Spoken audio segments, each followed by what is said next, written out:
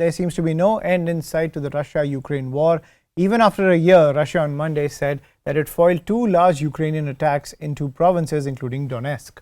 While Ukraine did not confirm the attack, it remains unclear if this marks the start of an anticipated Ukrainian counteroffensive. The Russian Defense Ministry has also said that Ukraine launched the attack using 6 mechanized and 2 tank battalions. Remember, Ukraine has been preparing for a counteroffensive to take back its territory occupied by Russia since it began the full-scale invasion back in 2022. Meanwhile, Russia has blamed Ukraine for the recent attacks in its border territories, but Kiev denies being directly involved.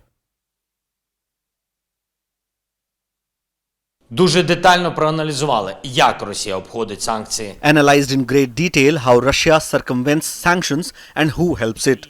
Different countries, different companies, without which Russia would not be able to produce the means of terror, in particular missiles. На жаль, Unfortunately, the terror state manages to use the technologies of the world through a network of suppliers, manages to bypass international sanctions. We see every direction where existing sanctions are circumvented, every country whose territory or jurisdiction, whose citizens are being used by Russia to perpetuate terror. And we must close all such directions together with our partners so that there are no products of the free world in Russian missiles, in Russian weapons. Necessary steps will be taken.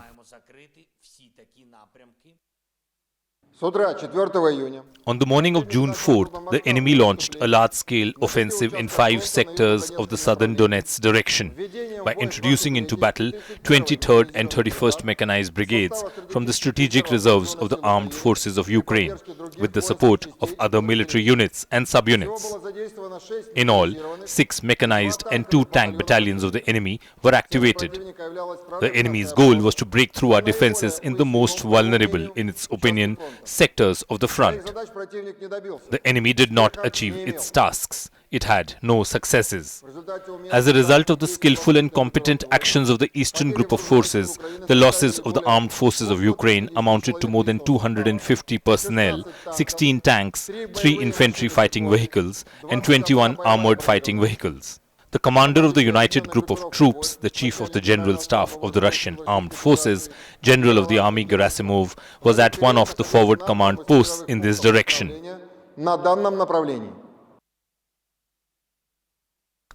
Right, I'm joined by the director of the Ukrainian Institute of Politics, Ruslan Bortnik. Thank you for joining us on CNN News 18. Ruslan, when it comes to the Ukrainian counter-offensive against the Russian war machine, given the fact that Western arms have been pouring into Ukraine to give a huge fight to Putin's war machine, what is your opinion when it comes to Ukraine taking back its territory?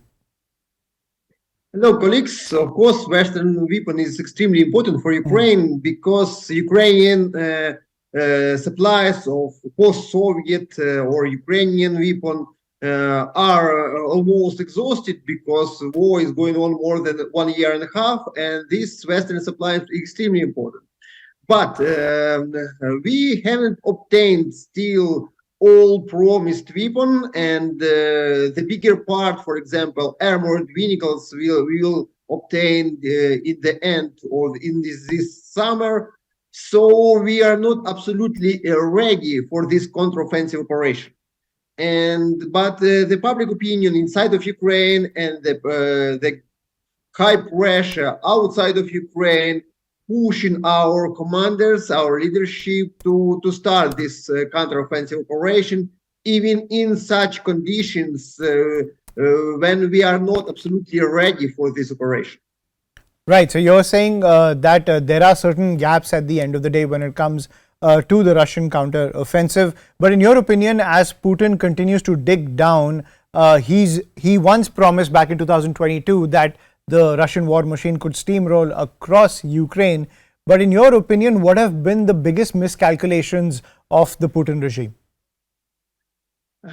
You're right. And I think this first 1 year and a half of this war broke two myths in this war. The first myth that Russian army is very high, very good prepared, and very strange, very strong, and able to very easy to capture the Ukraine. This myth was broken in Ukraine, but at the same time, another myth, the myth that Russian army is very weak and Russia should be destroyed very quickly in this war, also was broken. And now we have a deal with a long-term war for existation, and with which we have a lot of losses, a lot of damages, and this is war without the end. For nowadays, it looks like. So the main role in this war will play the ability of economics and the ability of industry to repair, to re-establish the army force, to re-equip the armed force during the long time war. Right. And Ruslan, I remember when the conflict had just started, there was the entire pitch that was coming in from Russia that when it comes to overthrowing the Ukrainian government, it's a regime of Nazis. He also accused the Ukrainian government of war crimes within Ukraine. In your opinion, that entire smear campaign, if you will, that entire information warfare that Russia tried to play through its war machine, has that completely failed when it comes to rallying not just Russian supporters in Ukraine, but even the Russian people themselves behind this war? Yes, you are right. War is the place where the truth is dying the first, and the second when a lot of war criminals were made. And of course, Russia do a lot against the Ukrainian civil infrastructure. Russian army do a lot of crimes against the humanity in Ukraine.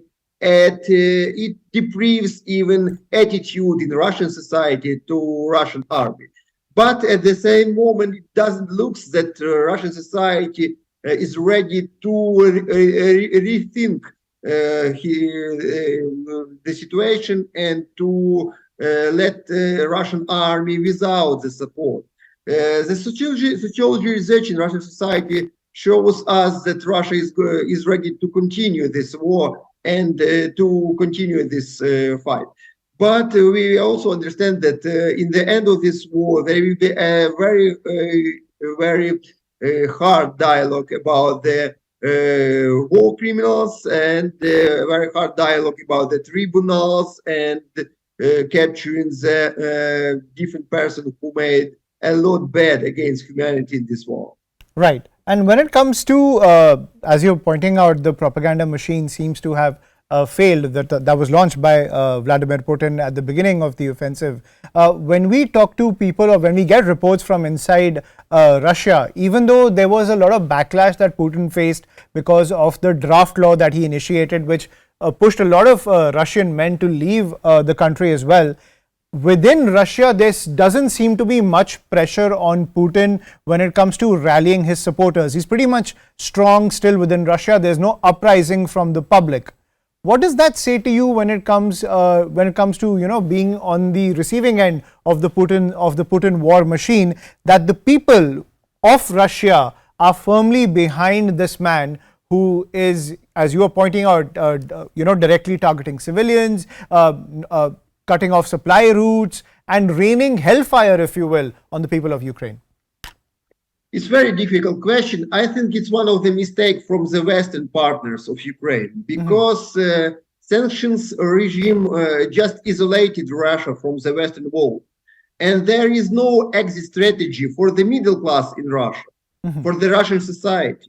In this situation of global isolation from the West, only your attitude to the government, to the personally Putin, is a way to be safe in Russian society and be successful in Russian society.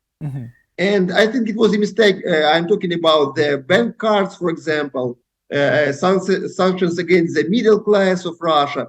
I think it was a mistake. And sanctions are good. But at the same time, we need to make some kind of exit strategy for Russian society. How to save a Russian state, but how at the same time how to kick off the Putin and his circumstances. And without this exit strategy, we will see only unation Russian society around Russian government, around Russian flag, and around the fight and war in Ukraine, of course. Right. So, in your opinion, it is anti-Westernism that has pretty much rallied the Russian people around Vladimir Putin. My final question, Ruslan, when it comes to this, it's been over a year of this conflict ever since it kicked off in 2022. Russia hasn't been able to achieve its goals. Ukraine is now a proper fighting force after being just a guerrilla force, now armed with so many Western weapons.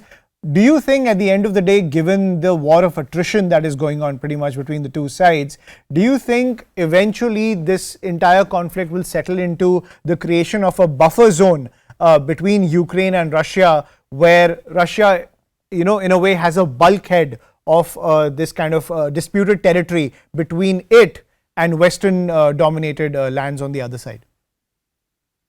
One more difficult question, but we will be very honest with our audience.